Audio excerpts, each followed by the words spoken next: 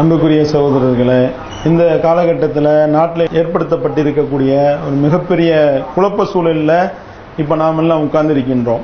500 ரூபா 1000 ரூபா நோட்டுகள் செல்லாது என்று சொல்லி அதிமேதாவியாக திகழக்கூடிய நம்முடைய பாரத பிரதமர் ஒரு அதிரடியான ஒரு அறிவிப்பை அறிவித்து விட்டார் என்று சொல்லி பல பேர் நடு ரோட்டில் நிற்கக்கூடிய ஒரு நிலைமையை நம்ம பார்க்கின்றோம். அதாவது எந்த அளவிற்கு நிலைமை போயிடுச்சு அப்படின்னா, வாட்ஸ்அப்பில் நீங்கள் இந்த வீடியோக்கெல்லாம் பார்த்துருப்பீங்க. ஒரு பிச்சைக்காரன் கொண்டு போய் 500 ரூபாய் ஒரு ஆள் துரத்தி கொடுக்க போறாரு.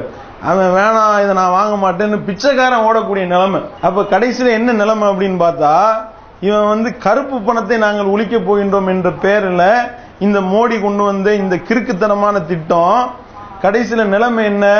சாமானியர்கள் எல்லாம் தூக்கம் துளைத்து நடுத்தெருவில் போய் பேங்குகளில் பாருங்க, மக்கள் நீண்ட நெடிய வரிசைகள். மன்னார்குடியெல்லாம் கொஞ்சம் பரவாயில்ல, கூட்டம் கம்மியா இருக்கு. எல்லாம் ஒரு பேங்க்ல நிற்கக்கூடிய கூட்டம் 10 ரோடு தள்ளி வரைக்கும் போய் கொண்டிருக்கின்றது. அறிவிப்புகளே வருது.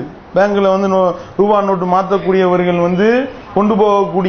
கொண்டு போக வேண்டிய ஆவணங்கள் போட்டு லிஸ்ட் அனுப்பியிருக்காங்க. என்ன இந்த மாதிரி உங்களுடைய ஐடி ப்ரூஃப், அடுத்து பவர் பேங்கரு, அதுக்கப்புறம் 2 தலைவாணி, ஒரு பாய், அதோட சேர்த்து 3 நாளுக்கு உண்டான சாப்பாடு, போக்குவரத்து மற்ற எல்லாத்தையும் கொண்டு போய் ரோட்ல படு தூங்கடான்றான். ஏன் இவன் இந்த நோட்டுகளை மாத்துறதற்கு இப்படிப்பட்ட கொடுமைகள் மக்கள் அல்லோல கல்லோலப்பட்டு கொண்டிருக்கின்றார்கள்.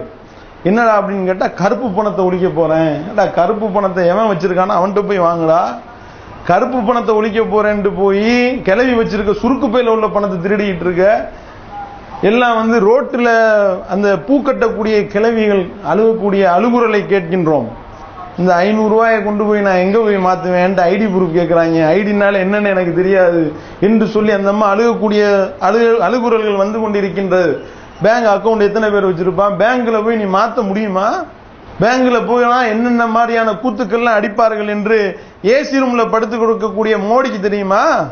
அருண்ஜேட்லிக்கு தெரியுமா? அவன் சொல்றான். அருண்ஜேட்லி என்ன சொல்றான்? எதுக்கு அவசரப்படுறீங்க?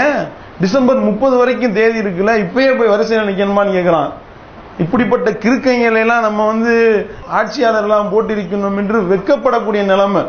ஏன் ஏடா, நீ ஓன்ட்ட காசு இருக்கு, நீ எத்தனை லட்சம் வச்சிருப்ப, ஆனால் அன்றடங்காட்சியா இருக்கிறானே அவன் அந்த 500 ரூபா நோட்டை மாத்தினா தான்டா அவனுக்கு சோறு. அவன் இன்னைக்கு மாத்தினாதான் இன்னைக்கு அவன் சோறு தின்ன முடியும். அதனால மாத்துவானா இல்லையா? அவன் மாத்தி ஆகணும். அப்படி இல்லாட்டினா அவன் எங்க போவான்?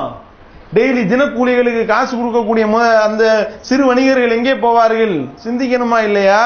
டிசம்பர் 30 வரைக்கும் டைம் கொடுத்துருக்க. 30 வரைக்கும் வயிற்ற காய போட முடியுமா? 30 வரைக்கும் கல்யாணம் வச்சிருக்கிறவன் கல்யாணத்தை தள்ளி போடுவானா? 30ஆம் தேதி வரைக்கும் மருத்துவமனையில தன்னுடைய அப்பனை ஹாஸ்பிட்டல்ல சேர்த்துட்டு பணம் கட்ட முடியாம அலைஞ்சுக்கிட்டு இருக்கானே. என்னன்னு கேட்டா, மருத்துவமனையில செல்லுபடியாகும் நீ போட்டிருக்க.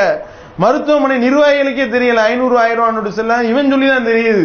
பெட்ரோல் பங்குல செல்லுபடியாகும் நீ சொல்ற. எந்த பெட்ரோல் பங்குக்காரனுக்கு முன்னாடியே நீ தகவல் தெரிவித்தாய்?